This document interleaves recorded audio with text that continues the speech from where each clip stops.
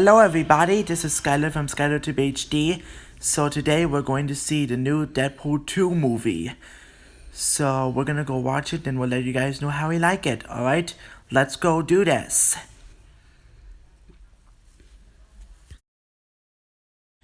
Deadpool 2 is a comic book movie sequel fans have been waiting for, and believe me, it was definitely worth the wait. Ryan Reynolds returns as a hysterically sarcastic anti-superhero Deadpool. Also returning are Morena Baccarin as a steamy love interest, Vanessa. T.J. Miller as Deadpool's funny sidekick, Weasel. Leslie Uggams as Blind Owl. Karan Sani as Dopinder. Brianna L. Brand as Teenage Negasonic Warhead. And CGI X-Men Colossus, voiced by Stefan Kapusek.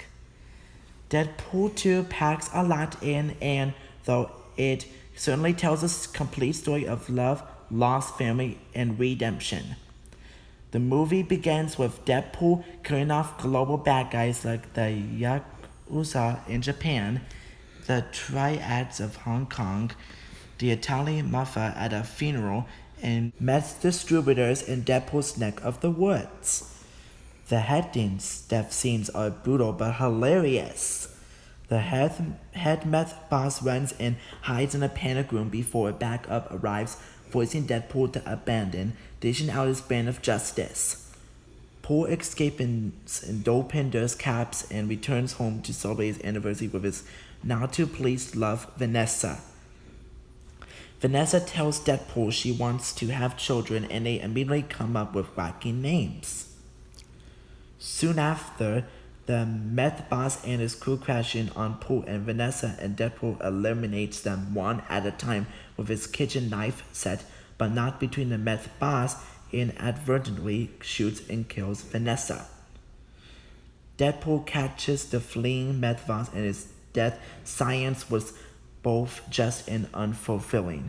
To me, the death and Paul's sincere reaction was one of the saddest and most touching moments in Marvel Cinematic Universe history.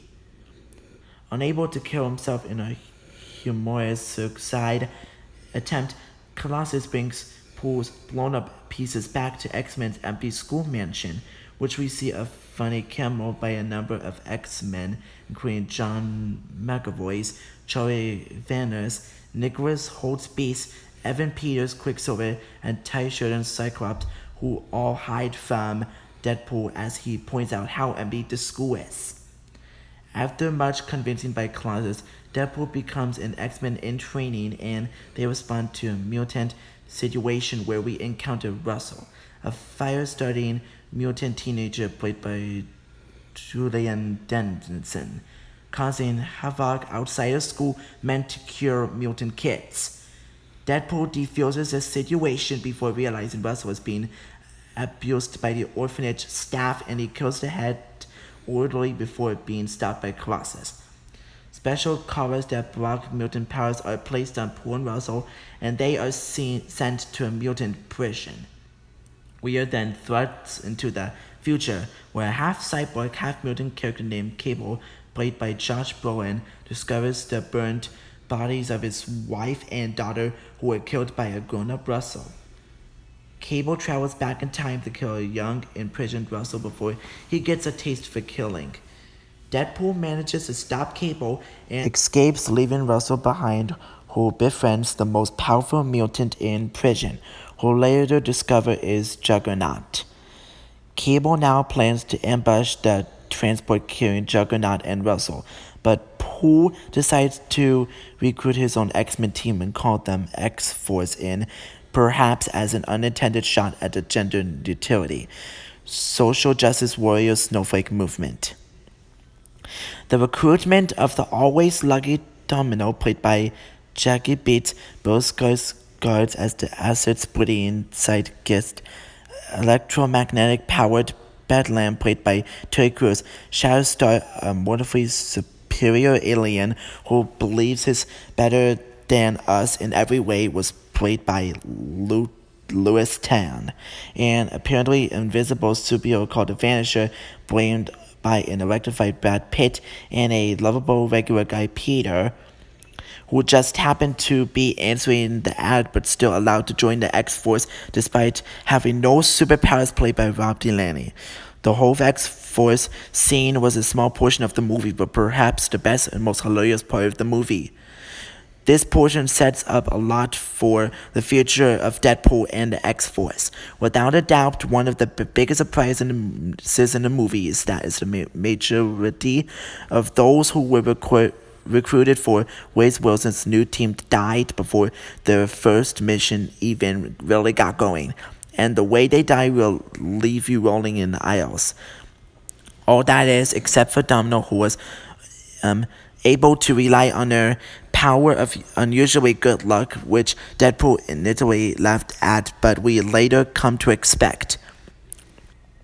This sadly means that Shatterstar, Bedlam's sidekick, the Vanisher, and yes, even Peter all bite the dust after jumping out of the plane while trying to stop Cable from killing Russell.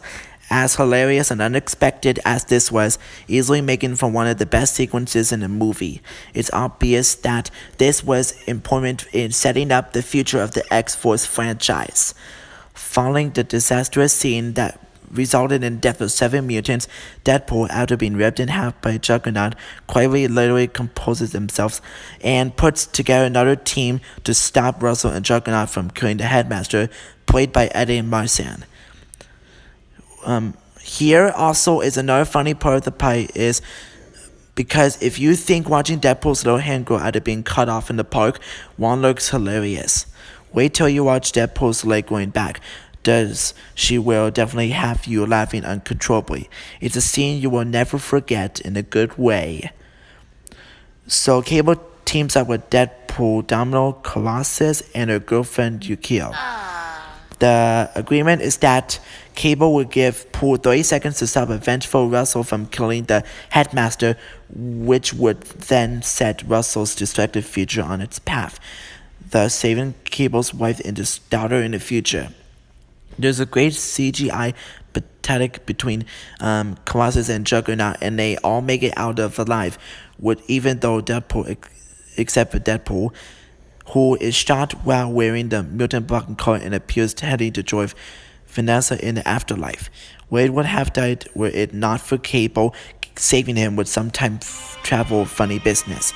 Make sure, as you didn't know, to stay for the post-credit scene as Wade travels back in time after getting his hands on Cable's time-traveling device. So he fixes the timeline by killing his first ever appearance as Deadpool in X-Men Origins Wolverine. And of course, he also kills Ryan Reynolds before he can accept the role of Green Lantern.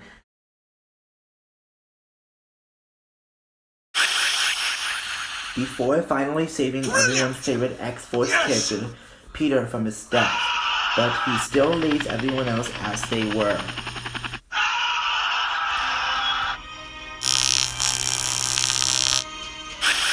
And more importantly, he goes back in time and saves his hot girlfriend, Vanessa, from being killed by the Met Boss. Not just Sonic Teenage Warhead and Yukio are still more closely associated with the X-Men and may not be included in the roster, but they could show up. Cable, Domino, and Russell are sure to be back for the X-Force franchise. I'm not sure Peter will be back, especially with Wade not being able to handle anything happening to the defense of his regular guy, but he be a welcome sidekick to replace T.J. Miller, who isn't expecting to return following his recent real-life issues and the baggage he brings. However, this allows for an X-Force movie to introduce a couple of new members, so even though it won't be the team we saw briefly in this movie, Fox has most of what they need to move forward the X-Force movie. Hopefully, we won't have to wait long for this to happen. Be sure to watch my upcoming Deadpool 2 Easter eggs video. Bye.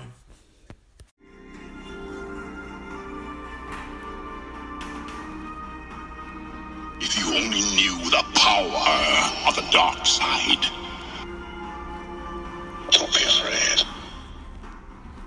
It is your destiny. Remember me. You are commanded by the God of Thunder.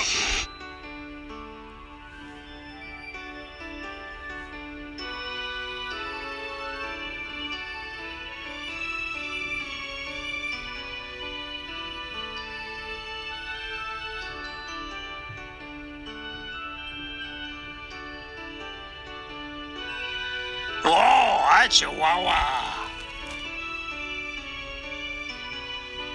Dance fight! Hello?